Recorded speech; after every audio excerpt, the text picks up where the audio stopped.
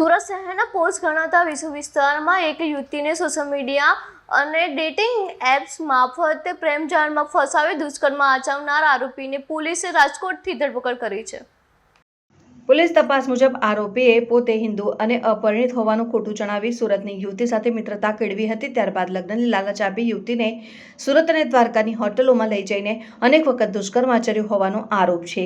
આરોપીએ વિવિધ બહાના બતાવીને યુવતી પાસેથી અંદાજે ₹3,50,000 પડાવી લીધા હતા અને બાદમાં યુવતીને જાણ થઈ કે આરોપી મુસ્લિમ છે અને અગાઉથી પરિણીત છે અને 2 બાળકોનો પિતા છે। યુવતીએ લગ્ન અંગે વાત કરતા આરોપીએ તેને અપમાનિત કરી સંબંધ તોડી નાસી છૂટવાનો પ્રયાસ કર્યો હતો। ત્યારબાદ યુવતીએ વેસુ પોલીસ સ્ટેશનમાં ફરિયાદ નોંધાવી હતી અને યુવતીની ફરિયાદને આધારે પોલીસે બળાત્કાર, છેતરપિંડી અને એટ્રોસિટી સહિતના ગુનાઓ હેઠળ કેસ નોંધ્યો હતો। ટેકનિકલ સર્વેલન્સ બાતમીદારો અને રાજકોટ પોલીસની મદદથી આરોપીને રાજકોટથી ઝડપી પાડવામાં આવ્યો છે। હાલ વેસુ પોલીસે આરોપીની ધરપકડ કરી વધુ પૂછપરછ શરૂ કરી છે। મહિલાઓ વિરુદ્ધ થતા ગંભીર ગુનાઓમાં સુરત શહેર પોલીસને વધુ એક મહત્વપૂર્ણ સફળતા મળી છે। બ્યુરો રિપોર્ટ સત્ય ટીવી ન્યૂઝ સુરત।